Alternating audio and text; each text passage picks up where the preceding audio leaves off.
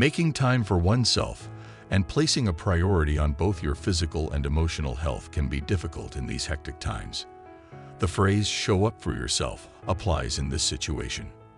Nevertheless, caring for oneself entails more than just treating yourself to an occasional bubble bath.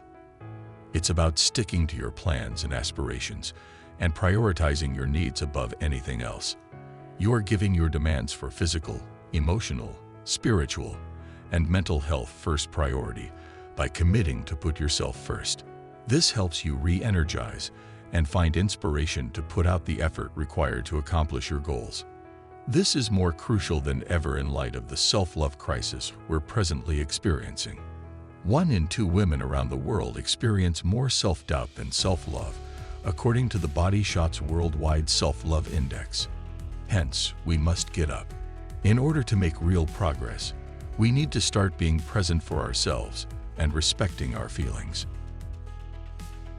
In this video, we are going to present you with 5 ways to show up for yourself, so you could practice self-care on your own and start showing up for yourself from today onwards. Number 1. Take time for yourself. In everyone's life, there is constantly a lot going on. You'll have a lot to consider, including job, staying in touch with friends, spending time with your partner, taking care of kids and pets, and much more. However, you are permitted to set aside time to be alone that is intended solely for you. Taking time for oneself is something that many people feel guilty about, yet it is an essential component of self-care. Take some time for yourself by exercising, reading, meditating, or engaging in other relaxing activities. Even though you believe you haven't accomplished as much as you should have, you deserve to have this time. Making time for yourself can help you to do some internal work and adjust some of your behavior. Thus, the more you do it, the simpler it will get. We can review our life and re-energize when we take time for ourselves, which enables us to be more present for the people and things that are important to us. It's a wonderful chance to get in touch with your intuition. Number 2. Practice positive self-talk. Adopting a positive self-talk routine is another approach to being there for oneself. This entails speaking to yourself in the same manner as you would a close friend or someone else who holds a special place in your heart. When faced with a difficult situation, we frequently have 2 types of thoughts: constructive and unhelpful.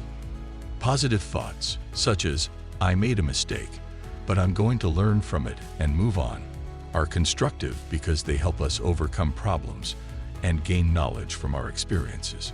On the other hand, unhelpful thoughts, such as "I am stupid," only serve to worsen our feelings. Tame those pessimistic ideas. Recognize when a bad emotion starts to come on and let it go. You can let them go by working out, listening to a podcast that will increase your confidence to acquire a better perspective, or even write about it in a notebook. You'll be able to enhance your self-talk and increase your mental well-being. The ability to think positively takes discipline and self-awareness. However, this may make us feel better. Number 3. Practice self-care.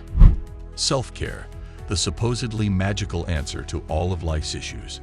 Now, we're not claiming that practicing self-care on a quarterly basis will result in significant improvement. Not at all.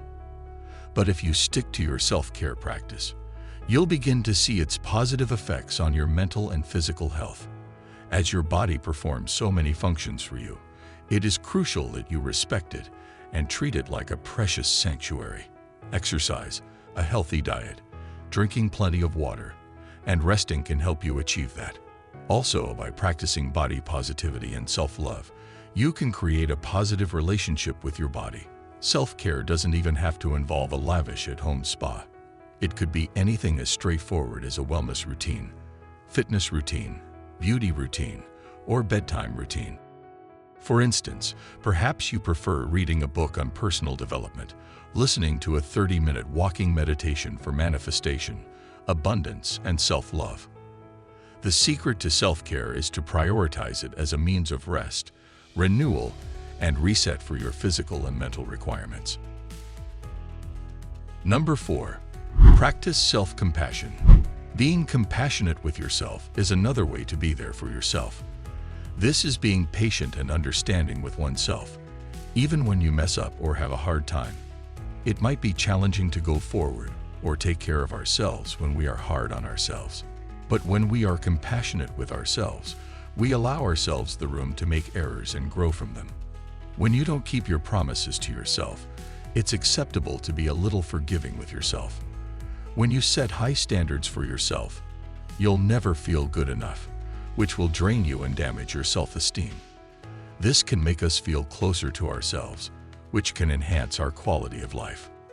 It's neither a sign of weakness or a sign that you're overusing justifications for being inactive to practice self-compassion. It just entails acknowledging your humanity and realizing that mistakes are occasionally made by everyone. No one is criticizing you in the same way you are criticizing yourself. So show up for yourself by showing the same forgiveness and compassion you show others. Number 5. Set firm boundaries. Another major element of self-care is setting boundaries, which entails prioritizing your needs and caring for yourself. Many people struggle with this when they feel guilty about saying no or putting their own needs first. But when you put your needs first, you not only ensure that you have everything you require to live a happy and healthy life, but you also set a good example for the others in your life. When we refuse offers that don't serve us or put our needs first, it can make others more aware of what they need to do in order to have satisfying relationships with us. For example, telling a significant other that you value your privacy and don't want them looking through your phone or possessions without your authorization. As a result, they are more inclined to respect us in the future when we need to set boundaries. To set a boundary, you must be explicit and ready to enforce consequences when someone crosses your wonderful white fence and enters your zone of protected energy. We hear the phrase, "treat others with kindness," all the time.